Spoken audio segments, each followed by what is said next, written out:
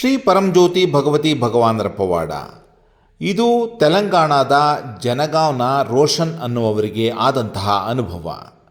ಅವರು ಹೀಗೆ ಹೇಳುತ್ತಾರೆ, ಮೊದಲಿಗೆ ನಮ್ಮ ಕುಟುಂಬದ ಮೇಲೆ ಅದ್ಭುತವಾದ ಅನುಗ್ರಹ ಮತ್ತು ಆಶೀರ್ವಾದಗಳನ್ನು ಸುರಿಸಿದ ಶ್ರೀ ಪರಂಜ್ಯೋತಿ ಭಗವತಿ ಭಗವಾನರಿಗೆ ಹೃತ್ಪೂರ್ವಕ ಧನ್ಯವಾದಗಳನ್ನು ಸಲ್ಲಿಸುತ್ತೇನೆ. ನಾವು 2004ರಿಂದ ಪಟಾಕಿ ವ್ಯಾಪಾರದಲ್ಲಿ ತೊಡಗಿಕೊಂಡಿದ್ದೆವು.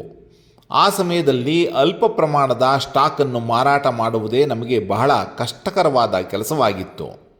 ಆ ಸಂದರ್ಭದಲ್ಲೇ ನಾವು ನೇಮಂಗೆ ಭೇಟಿ ನೀಡಲು ಪ್ರಾರಂಭಿಸಿದೆವು ಮತ್ತು ಅಲ್ಲಿಂದ ಶ್ರೀ ಪರಂಜ್ಯೋತಿ ಮಹಾಸುದರ್ಶನ ಹೋಮದಲ್ಲಿ ಭಾಗವಹಿಸಲು ಹೋದೆವು.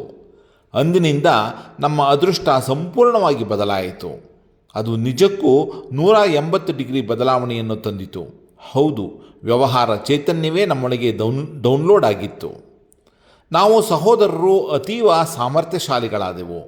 ನಮ್ಮ ಕೌಶಲ್ಯಗಳು, ಕಾರ್ಯದಕ್ಷತೆ, ಸೃಜನಶೀಲತೆ, ಸಾರ್ವಜನಿಕ ಸಂಪರ್ಕಗಳು, ವ್ಯಾವಹಾರಿಕ ಸಂಪರ್ಕಗಳು, ಸಾಮಾಜಿಕ ಸ್ಥಾನಮಾನ, ಸಂಘಟನಾ ಸಾಮರ್ಥ್ಯ ಎಲ್ಲವೂ ತೀವ್ರವಾಗಿ ದೊಡ್ಡ ಮಟ್ಟಕ್ಕೆ ಏರಿಕೆಯಾಯಿತು.